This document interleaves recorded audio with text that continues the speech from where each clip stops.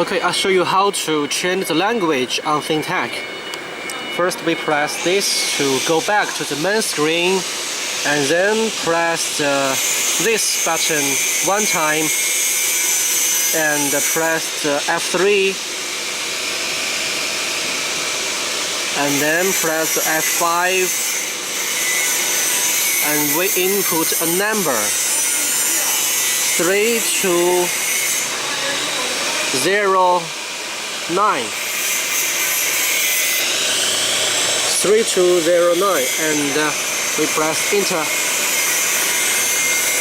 You can see here shows the number and language. If you want to change it to English, just input 0.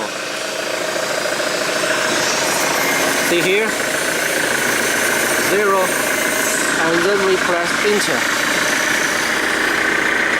If it asks you for a password, just input 520 and enter.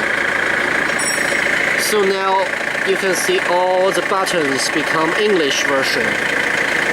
If you want to change it to simplified Chinese again, just press 119 and enter.